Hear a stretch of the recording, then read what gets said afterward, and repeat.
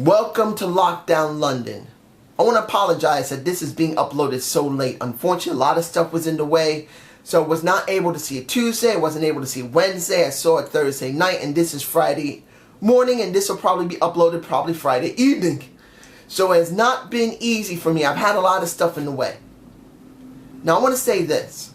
I have not seen the product since January 5th when they appeared on Pop. I've had no time or any chance to see it. And I've been watching TNA constantly since around 2010. And I know that seems like that's almost nothing. And I know a lot of people have been watching it well before that. But I've been watching constantly all this time. And I have not stopped watching. So for the last near 2 months for me, or actually it's pretty much 2 months, this has been a very strange experience. It's been kind of hard to get back into watching TNA, I'll admit it. Since a lot of the problems I had ended last week, to watch any of the previous episodes, I've had no interest. But I said to myself, I'm going to sit down and want to see what happened with Lockdown, because I knew it was going to happen. And I'm going to say this. The show is different. Is it profoundly different? No. No. They still have a lot of the same stupidness they've had in previous iterations from when they were on Spike and when they were on Destination America. There's still a lot of stuff they really need to improve. But on this show, it wasn't too bad. It was not a bad show. But you guys can tell me what I've been missing, because I really don't know about all the new people there. I mean, Mike Bennett, I did see him appear on the 5th. I don't know anything about the Discourse. I don't know about the new girl who's joined Crazy Steve and The Abyss. That was actually kind of interesting. I don't know who the guy they were attacking. Like I said, I have not seen the product for over almost 2 months now. So I don't know these people yet. So I would like, at least if you want to tell me a little bit, leave them in the comments. But essentially, seeing The Abyss as the boss of a new faction of some weird people, I forgot the girl's name, but essentially she looks interesting. But seeing that it's The Abyss who's the leading of the Discourse does not fill me with a lot of interest. Like I said, this is the first time I actually sat down and watched TNA for a while, so maybe I just need to watch it for a little while to see if The Abyss can actually pull this off, because this is a faction that's made up of crazy people. So you would think it would work for him, even though we've seen this all the years with him, but you never know. Now, the first match was Beer Money versus Eli and Bram. I was hoping that Eli and Robert Roode would end their feud. Now I see that Eli has the title. The King of the Mountain title. I really don't want to see these two interact anymore. But it was great to see Beer Money back again. And that Bruiser Cruiser. It may look stupid, but it's not that bad of a situation. I mean, it's not like WWE's doing it. And you guys already know what's happened with WWE with the Shane-O-Matic, Shane McMahon. But that's a nice touch. It's something a little different. We haven't seen it in a while, if it's ever been done before. And the match wasn't that bad. Beer Money wins. I'm cool with it. Now here's a match I don't understand. Guido supposedly got his ass fired because of a Feast and Fire briefcase. Now he reversed his name. Eli Drake now has the chance to get the King of the Mountain title, which actually I'm not upset about. Take that freaking belt off Eli and put it on Eli Drake, the master of the... Oh, damn, that hurt. The master of the universe. I want to see an old, uncared about title get thrown on someone new and fresh, and then let him try and run with it. I love Eli Drake, looking like Skeletor, He-Man himself. Seeing that he has that chance to get the briefcase is good. But what worries me, Guido is not done with this situation. Was it a good match? No. I'm sorry. Guido at certain points was funny. But he really is not that great of a wrestler. I'm sorry. He may be either way too green, or his stick just doesn't work for me personally. I've seen Fool Killer for many months. say he can't stand Guido because of British Boot Camp 2. And I don't blame him. Because Guido, to me, feels like he's a guy who was brought up way too soon, who really doesn't have a good grasp of what he truly wants to be. He's not trying to make himself look better physically. He's not really improving his stick because from what I can tell, he hasn't changed once since he's done it. And now he's working in a storyline where it looks like he may actually be the crazy one getting Feast or Fire briefcase of the King of the Mountain title. If this is over, I'll be glad. But I don't believe it's over. And Eli Drake losing made no sense to me. And why is Muhammad Ali Shera working with Guido? Why? Muhammad Ali Shera should be doing something much better than working with a guy who really doesn't seem to be working properly at all. Either, like I said, he's too green, or he just doesn't know how to make his stick work. Dancing around while you go down from your theme song and your intro isn't enough for me. Just, it isn't. Kurt Angle, 2 more matches left. Now he'll have Bobby Roode's match next week. And then he's going, Bobby Roode's match next week. And then he's going to have Lashley the week after that. Now my question is he really retiring or is he going to go to the WWE? To be honest, I think he may go to the WWE because he can make some extra money. If he truly retires permanently, well, good send-off. I hope he'll get. But 2 things happened for me personally. 1, he put over EC3 in the back.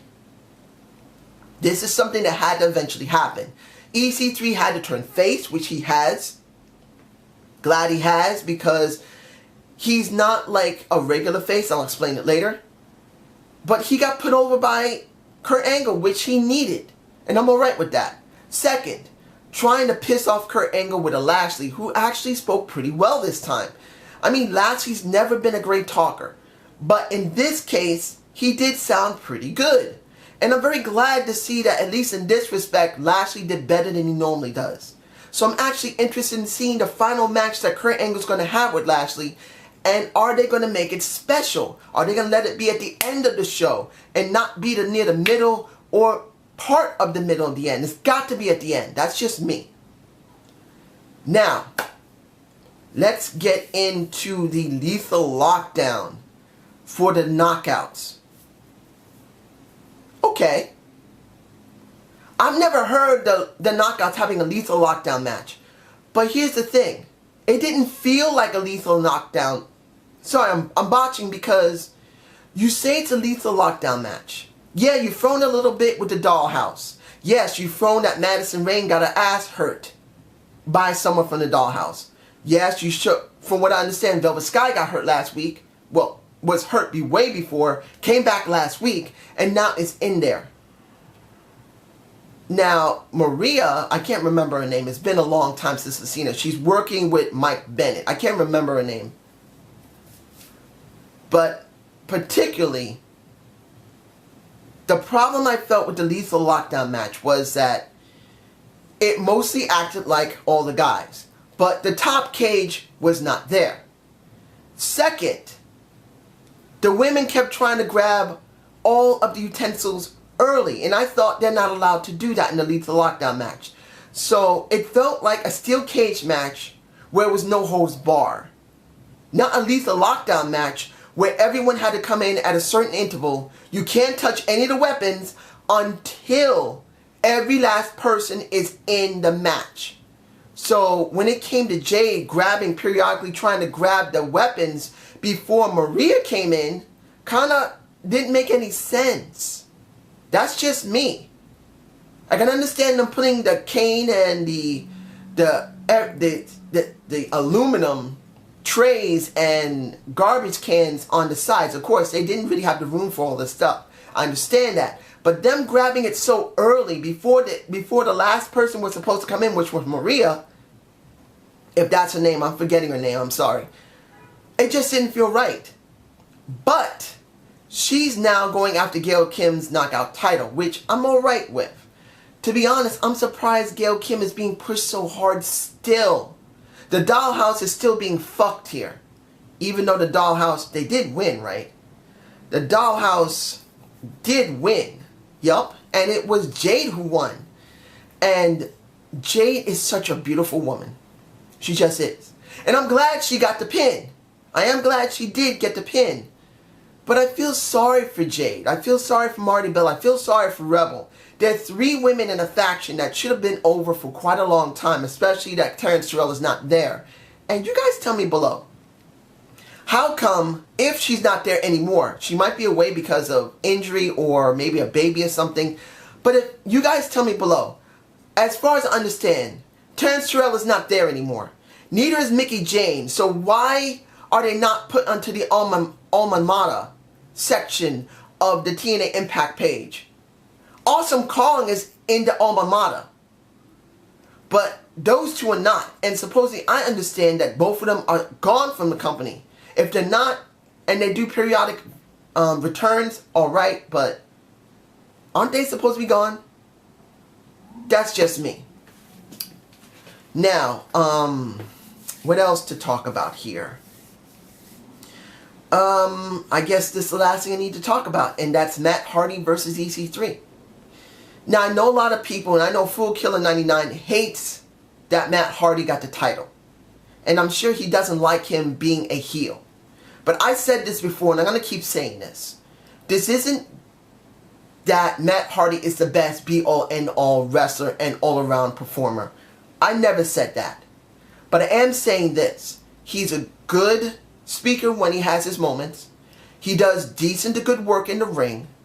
And he can easily be in the main title scene as a transitional champion to get some storyline over. This is what we've been needing in wrestling. This is something a lot of people tend to forget, and this is what I believe. When it comes to wrestling, you got many tiers. You got the main event, you got the upper card, you got the mid card, you got the lower card.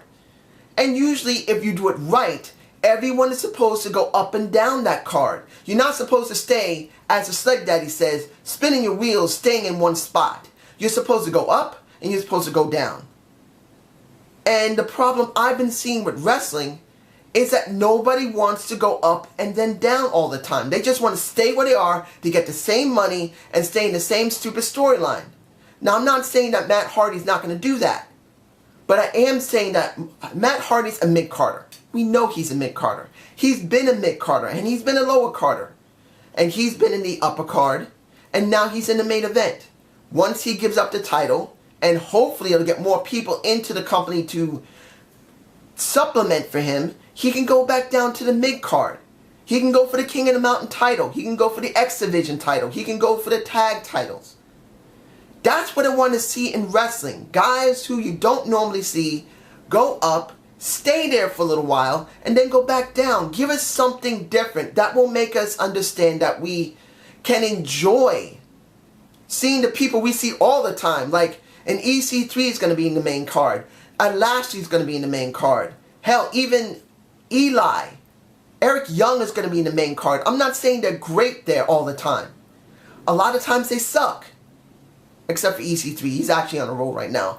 But you get my point. So seeing him up there being a transitional champion, I'm fine with it. But let's get to EC3. Since I haven't seen him between January 5th till I saw this show, I don't know how much growth he's done. But from what I can tell, he's talking way better. I mean, he's always been very good at talking. But because he's in the London crowd, the way he talked really seemed to work very well. He also seemed to have not changed that much from his original character. Particularly when he was talking to Rockstar Spud before the match itself. He still kind of retains that cockiness, which I'm alright with. He's still trying to be face-ish with his old cocky attitude, which I do believe Fool Killer 99 did talk about that. I did see him periodically for the last near 2 months. So I do agree with him in that respect, now that I've seen it. The match itself was a good match. You may not like Matt. You may hate him. But he can still perform very well. And you guys tell me below, is that his legitimate wife? Because, damn it all, she looked good. How the hell did he land that piece of ass? But she looks like she's really hiking up those boobies that might be very full of milk. because those things look like they're up to her neck. But essentially speaking, the match was good. Matt Hardy won it because Rockstar Spud betrayed EC3. Now, a lot of people are going to probably say, well, that's good. And to be honest, I agree with them. It actually goes with storyline because, let's be honest, Rockstar Spud started out as a heel. He was a heel with EC3. Then EC3 betrayed him. Badly betrayed him, made him bleed, cut his hair, cut his friend's hair, beat the crap out of his other friend, which is Mandrews. He messed up Jeremy Boyage. He beat the crap out of Mandrews. Tyrus beat the crap out of him as well. So all of this culminated in a Rockstar Spud betraying him in this respect when he turned face, which actually makes sense, which we haven't really seen a lot from TNA. I don't know how well they've been doing the storylines in the last 2 months, but this does make sense storyline-wise going into 2015 and parts of 14. So I'll say this, the show was actually pretty good. Was it great? No. There was some glitchiness in the video segments. Audio wasn't all that well. Camera work wasn't that great all the time. It seemed too shaky because you're making it too real to life. Essentially speaking, they still got a lot to work on, but I'm actually now interested. And I'm going to be honest to you, ladies and gentlemen. Because of the situation I was in, because I had the kidney stone and then I got sick on top of that with another situation that I'm still kind of having a problem with, my interest in wrestling had dropped considerably. Doing my booking the wrestlers was the only thing that kept me going. And seeing that going back to TNA now, I'm very interested in it. And I'm hoping to keep the interest up, and I'm hoping you guys will give me a comment telling me what I missed and what to look forward to. So I hope you enjoyed this TNA Impact Wrestling review. Give me a comment. Have a good day and have a good night. Peace!